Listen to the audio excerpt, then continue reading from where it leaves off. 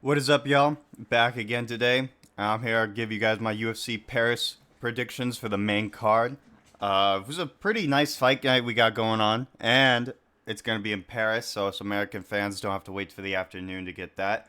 Most of y'all probably happy about that, but I got to work in the afternoon, so that's nice for me.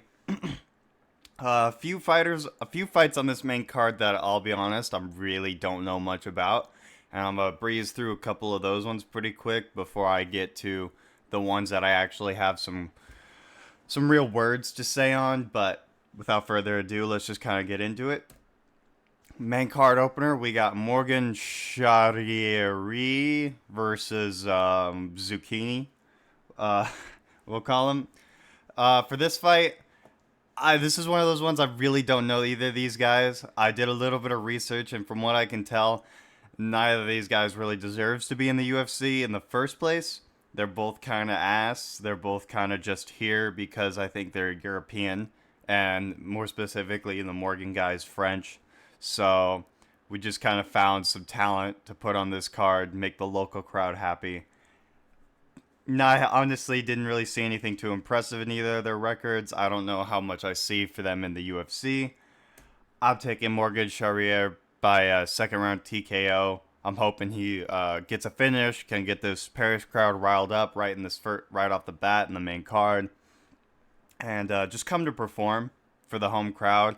That's what I notice on a lot of these, like, you know, fight night cards, especially where they travel for them. It's like all the local talent that is on the card seems to, first of all, they all just seem to win for the most part, like 90% of the time. 90% of them will win, which is like, okay, not suspicious at all.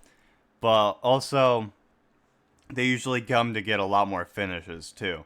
Like UFC London's notorious for that. Like all of those British fighters just start getting finishes left and right. So I'm hoping Morgan Charriere can be just a little less shit than Zacchini this fight and get TKO second round. Moving on, another fight that I don't really know a lot on: William Gomis and Yanis Gamori. Both of these guys have pretty like good looking records. Gomis 12-2, Gamori's 12-1. Uh, not like pretty consistently finishing people, but also getting decisions. Both of them have like their they both have 12 wins, and their win decisions, knockouts, and submissions are all split between like 3-2-2, 2-2-2. Like, I know those don't numbers don't add up to 12, but you get what I mean. It's like pretty evenly split between all methods, and they both only have like one or two losses, both by decision, I believe. So it's a pretty hard one to pick. Most people are going with Gomis, probably because he's the French fighter. If you look on like Tapology and Verdict, he's like a 90% pick rate or whatever for Gomis. So I I didn't check that before I made my pick for this fight, and honestly, I think I want to stick with my pick just because I usually like to throw in one random underdog here and there. Because of that, I'm going to be taking Yanis Gamori by a decision. I think there's got to be at least a couple Frenchie upsets this card. I think this could be one of them. And I'm primarily riding with this one because I just really like the payout on it. It's like a 9-1 payout on Giannis Gamori for going with him, just because so many people are going with Gomis.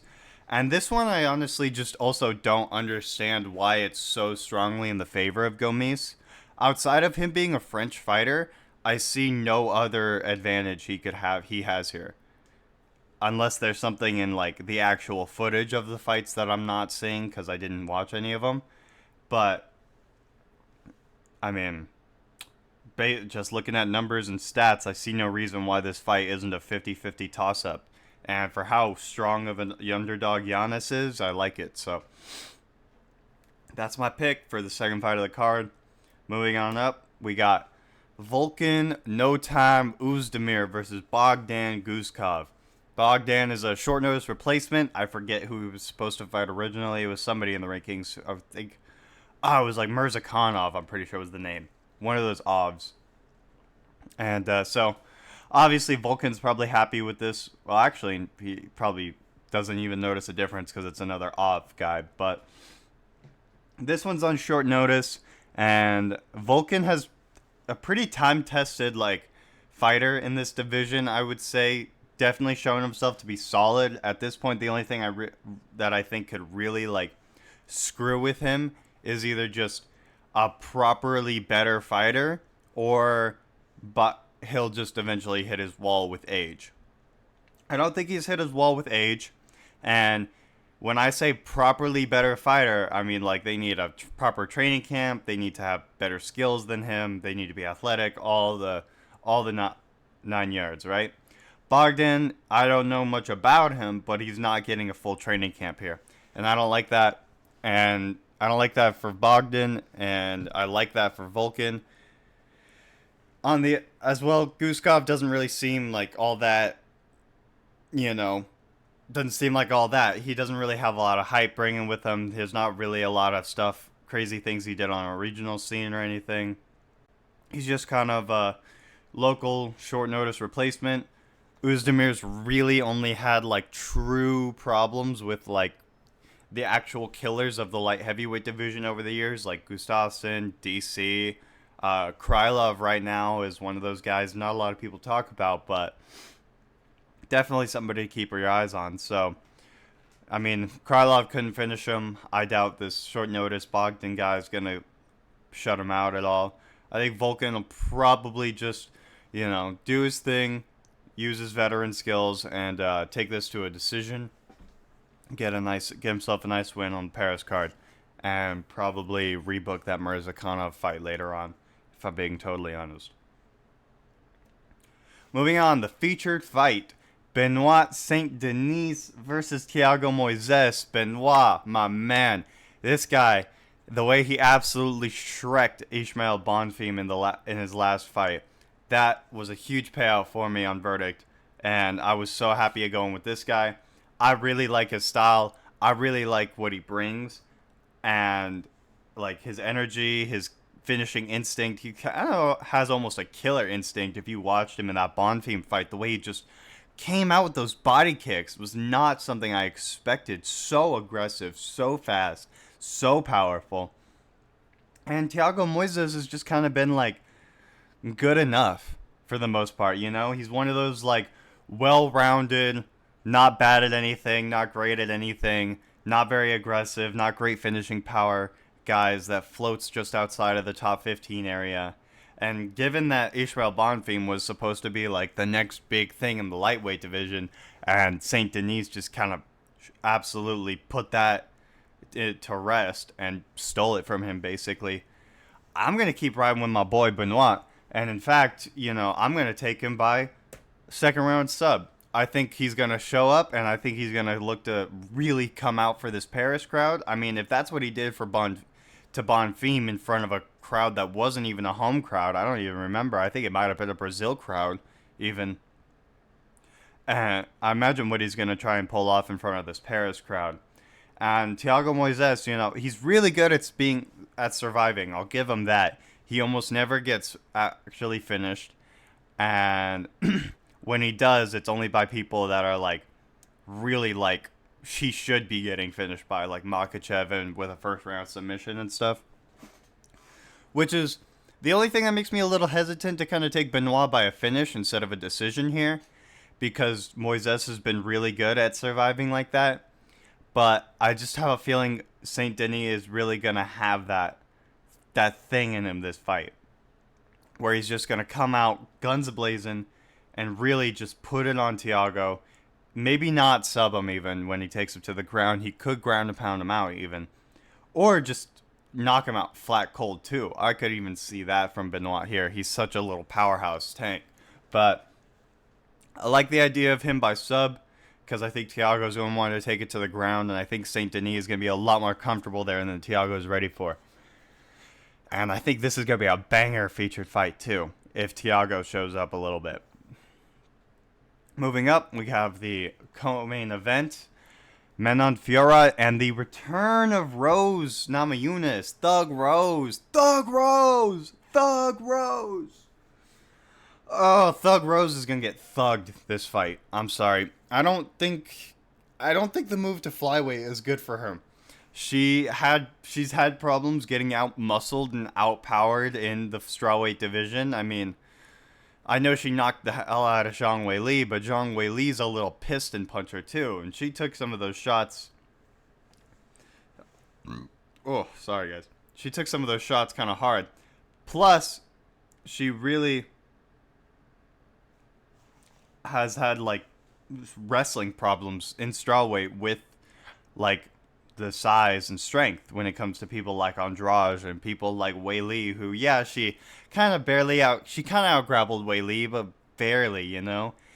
And Fiorat's just been such an insane striker in this division. She's really taken out like, I know these divisions aren't that great, but she's taken out like more or less the who's who of this division with Tabitha Ritchie and Kaylin Chugagian, who was like the perennial number one contender here for a while. She even took out Mayra Bueno Silva, who is now fighting a weight class up and recently popped. She claims it was ADHD medications. We'll see how that shakes out. But, I mean, a lot of these wins are just aging better for Fiora, or they were already good when she got them. She could have easily gotten a title shot before Alexa Grasso, too, because that's where her ranking spots were at. I think it was just like Grasso hit number 3 like a couple months before Fiora hit number 2, so it was like they were already in place. They were already in motion to give Grasso the title shot, I think, is kind of how that works. But if Fiora wins this, she's easily, clearly in line next. I mean, obviously same goes for Rose if she wins, but I mean, the winner of this fight, unless it's a real stinker like Esparza Namajunas was, they're gonna overtake Blanchfield most likely for that title shot. Fiorat's got to be way hungrier than Rose. She's never been a world champion. You know, Rose, I think, is kind of on the tail end of her career. She's doing flyweight to kind of just try and excite herself again, instead of going down to strawweight and doing the same thing. But she's just trying to trick herself, you know. That performance that she had against Esparza, that's not the kind of person who wants to keep winning. I'm sorry, that's just not, like, from either of them, really. That's just not the kind of person who wants to win. If you throw like 6 strikes in a 25-minute fight, you are not trying to win. I'm sorry, I don't really care, you know. And then, like, what was it, like 4 months after that in December, she got, or 6 months, something like that, she got absolutely just schooled by Jillian Robertson, getting subbed in like a minute. I mean, they started the match, she got taken down to the back and subbed in like a minute and a half, something like that. And you could say, oh, that was just a grappling match, though. In MMA, it'd be totally different. Sure, in MMA, it'd be different, but it just speaks to her mentality and kind of that fire and honestly, her skills, too. Because if she's getting outworked like that hard in the grappling, I don't see how Fiora wouldn't be able to just shuck off Rose anytime she tried to make any sort of grappling exchanges. And in terms of striking, Fiora's probably just as good. Maybe not quite as fast as Rose, but the power difference is definitely there. And Rose ain't knocking Fiora out unless she gets some sort of sneaky kick in like she did against Wei Li. But I think Manon's going to be ready for that. And I'm taking her. I think I'm going to take her by probably a second round TKO, I want to say. Maybe a third. Part of me definitely thinks I'm an idiot for going with a TKO on this one instead of just a decision, but that's mostly because it's a women's MMA fight, and I just can almost never see them going into finishes. But this is one of the few ones where I feel like it could happen. Some sort of, TKO from flurry of punches to Rose. She just kind of covers up, ref steps in, calls it off. Moving up, we have the main event, Cyril Gane versus the Polar Bear, Sergey Spivak. I've been seeing a few more people take Spivak in this fight than I thought. I thought this was going to be kind of a main event where everyone's sitting back going, all right, they're giving Gane his bounce back fight after Jones. He's going to be right back at the top again, yada yada. But a lot of people are actually giving Spivak his credit here, which I really appreciate, because I remember when this first fight was first matched up, I was like, holy crap, what a great fight. Because the only thing we want to see from Gon now is him go against grapplers, right? I mean, I don't know about you guys, but after seeing the way Ngannou was basically able to ragdoll him, and the way Jones just freaking, less than a minute took him down and subbed him, like, I know Gon's incredible at striking. I know he'll probably outstrike any striker. I want to see how he'll do in the grappling, though. Because I don't trust Pavlovich could probably take him down and hold him. You know, Aspinall could certainly get him down and sub him. And Spivak I kind of see as just like a lesser form of those guys, you know? Not necessarily because I want to say he's just worse, but I think he's just younger, so he's not quite there. But I've been seeing a lot of people take Spivak, talk about how he's going to keep up the pressure on Cyril Gane, chain wrestling. Anytime Gon's gone against a grappler or somebody who can grapple, he's been taken down and he's not been able to get back up. It's all very good points, and there's definitely a really strong part of me that wants to take Spivak. I'm still like, you guys could see me like send out a tweet like the day of the fight and be like, hey guys, I'm changing my pick. Because I'm still pretty 50-50 on this. But I've just kind of come to the conclusion that I think with how long it's been, I think Gane will have improved his takedown defense just enough that he'll be able to shuck off Spivak, hit him with some hard kicks and punches. That's going to scare Spivak because his striking is going to be so amateurish compared to Gane's. And once he shucks off a couple takedowns, hits him with a couple hard shots, Spivak's going to be scared to enter. Gane's going to keep, just kind of pitter-pattering out on the front, out on the edges, hitting Spivak, but it's going to be even easier than it was against like Tuivasa because he's going to have even worse striking than Tuivasa. Not really the same power. I know it's heavyweight, but there is something to be said about the Tuivasas and the Lewises versus like the Spivaks and the Ganes. And I think, it's in Paris. If Gane's going to show up and perform anywhere, it's here. If this fight wasn't in Paris, I would probably be taking Spivak. But I think just the fact of home crowd, and he's going to want to put on a show. He's going to want to perform like he did last time in front of Tuivasa. And this is his comeback after the Jones fight.